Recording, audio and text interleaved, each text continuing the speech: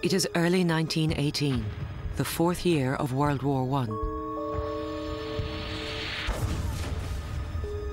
But in these spring months of 1918, there is another, more silent killer at work in the trenches.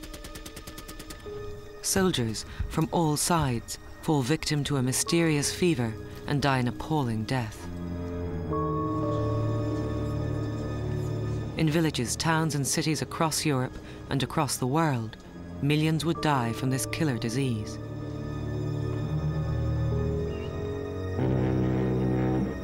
In May 1918, this quiet killer reaches Ireland.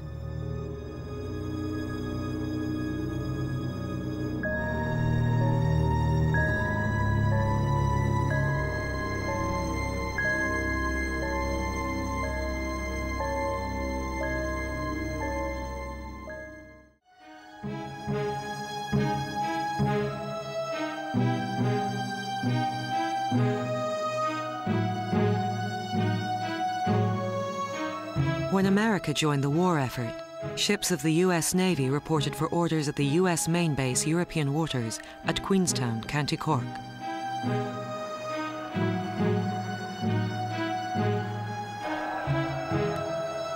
Within weeks, 8,000 American and British personnel were based here.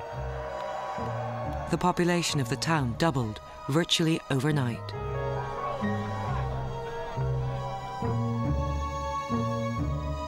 The spring nights of 1918 were cold.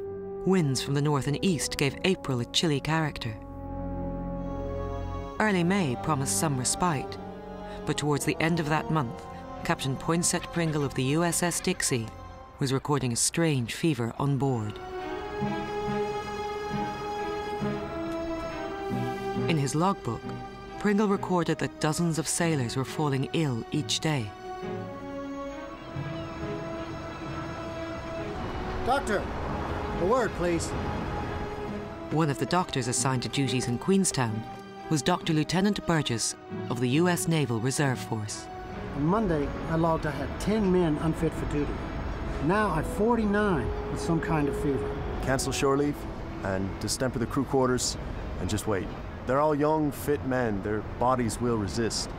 They would have recognised it as influenza, but they wouldn't probably have been prepared or thought that a disease known as influenza could be so severe. Normally, influenza is acute, very self-limited illness which occurs really every winter or every other winter.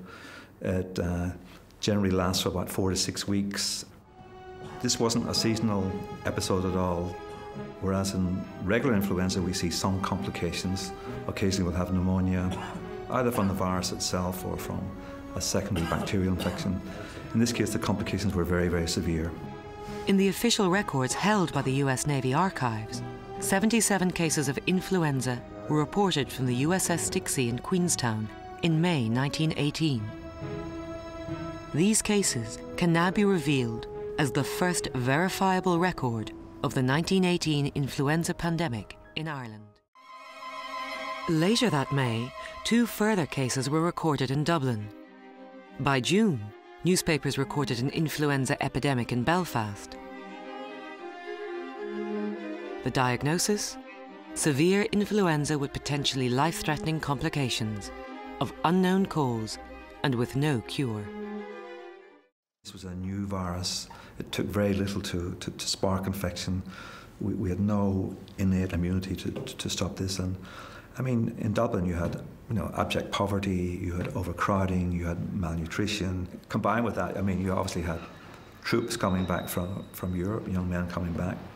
In comparison today, I mean, Ireland had quite an extraordinary extensive rail network throughout the country, and it was easy movement of people, surprisingly.